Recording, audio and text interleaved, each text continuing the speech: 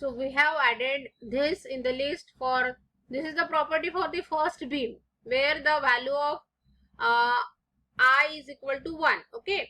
So again, by default I close that, by mistake I close that window. So again I will click on define and I will select the option of rectangle. So this is added in the list first section, that is 0.23 by 0.3 for the value of moment of inertia is I. But for second beam, the value of moment of inertia is 2I. Okay. So 2 into I, that means 2I is the value of moment of inertia for rectangular section. So it is I equal to BD cube by 12. Okay.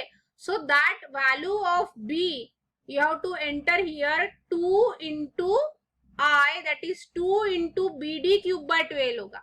So that multiplying factor of 2 will be multiplied with to the value of B. Okay. So it is, we have to take is 2I. So the value of B will be 2B. The value of B will be replaced by 2B. Okay. So what is the value of B here? B is ZD. YD you have to keep it as a constant value, that is 0.3.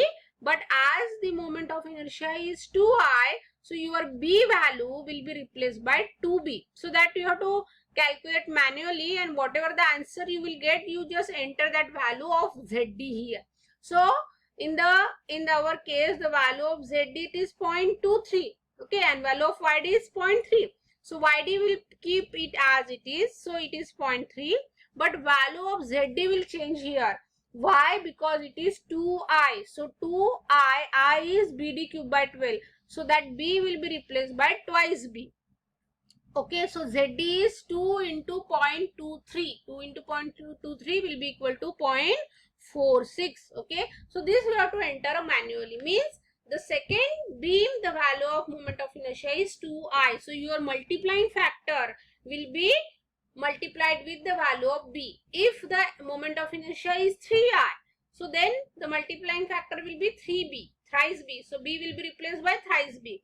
If the moment of inertia is suppose 4I, so the multiplying factor will be 4 into B, 4 into B. Or if it is 1.5I, so 1.5 into B. So that you have to calculate manually, and accordingly you have to enter the value of ZD here. Okay. So if you enter the value like this, the STAD will calculate the value of I, and it will be calculated as 2I. So here, as the I is not same for whole the beam, the two section properties you have to add in your list, because I is not constant. But in the previous problem, I was constant, so only one section we have added in the list. But now here, as there are two span, and for each span the I is different. One is I, second is 2I. So for 2I, YD will constant, but ZD will be changed, that is 2 into 0.23, which is equal to 0.46. So once you enter this value, you just click on add and close the window. So two sections are to be there. Okay, so this you have to assign. This is just only added in the list, but this is not to be assigned. So now here you cannot select the complete beam because I is not constant here. I is changing. This is a changing moment of inertia here. So one by one you have to select the beam. So first of all, with the help of this beam cursor, we'll select the first beam. Okay, this is a beam 1. We'll select this. We will select the first option. Okay, first of all you select this, then you select the beam with the help of the beam cursor. This is the first beam is selected. So this property is to be assigned for the first beam as for I equal to 1. So it will ask you, assignment method is assign to selected beam. So just click on assign. It will ask you that assignment method you are chosen is assigned to selected beam. Do you want to proceed? Click on S. Click on S. Now you select the second section. Okay, select the second beam with the help of the beam cursor. Okay, and assign to selected beam, assign. Click on S. So here you can see that two different properties is to be assigned to this beam. First is R1, that is section is 23 by 0.3. Second is R2, that is section is 0.3 into 0.46 because it is 2I. So 2 into B we have entered that value. So this is for the first beam the value is I, second beam is value is 2I. Accordingly, manually we will have to give the value of B and D in the software. Directly the software will calculate the remaining values. I hope that you will understand this. If I is changing, then what will be the change in the modeling, that you just take a note of this change if the value of I will be different. Okay. Then once you assign this property, the property is to be assigned here. Then you just click on, now what we have to give? We have to give the support, we have to give the load. Okay. So you just click on support. Okay. All the steps will be same here. All the steps will be same. So click on support. Then what you have to do? We have to create a support. So which type of the support is there? There is a fixed support and there is a hinge support. There is a fixed support and there is a hinge support. Okay. So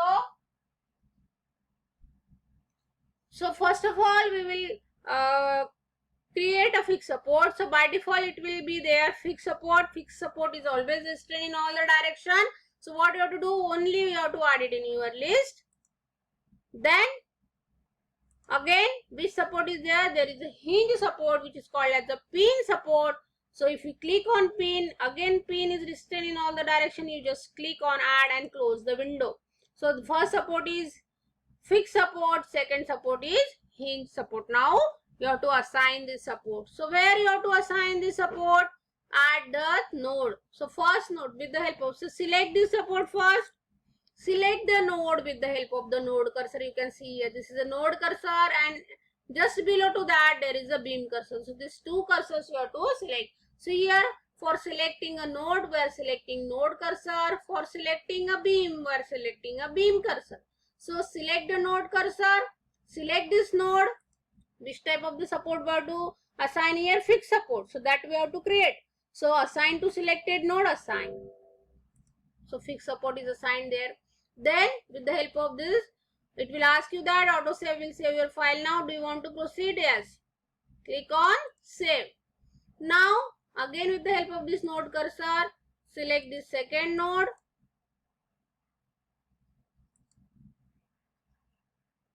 Select the node. Okay. And this node, two node is to be selected. This support should be selected. Yes, support. If you select this, control press करके you can select the second node also. Okay. So it will ask you to that assign to selected node. Click on assign. So this two support is to be assigned. You can see the this presentation of the hinge support is like this and the presentation of this fixed support is like this. Okay, so first is fixed support and this two is the hinge supports are there. Okay, so after that once you are done you just click on load and definition. Click on load and definition. Click on load case details. Click on add. Then loading type, we are considering dead load, load case 1, keep it as it is, click on add, click on close. Okay, so click on load case 1 where you have to give the load cases. So which type of the load is there? There is a member loading. There is a member loading. So load case 1, click on add. So once you click on this, from this you have to select the type of the loading, that is a member loading. Okay, there is a no joint load in this problem. There is only the member loading in case of beam in this problem. So click on member load. Okay, so which type of the loading is there? There is a point load as well as there is a uniformly distributed load. So point load we are considering it is a concentrated force and UDL we are calling it as a uniform force. So first of all we'll click on concentrated force and we'll enter the value. What is the value of P? That is the P is 70 kilonewton downward, so minus 70 kilonewton. And already I told you the value of D1. D1 is from this point to this point. At what distance this 70 kilonewton load is acting from A. This is a span AB. This is a span AB. So from A, the P, that 70 kilonewton load is acting 3 meter from A. So D1 will be 3 meter. Okay. D1 will be 3, and what is the D2? D2 is always 0. Okay, D2 is always 0. So what is the direction? Direction is global Y direction, because load is acting in the Y direction. And in case of beam, global Y, local Y is same. Okay, so global Y direction. Click on add. Click on add. Don't close the window. That load is added in the list. Now, what is the second load on the second span? It is a uniformly distributed load. So, you just click on uniformly distributed load. That is called as uniform force. That is called as uniform force.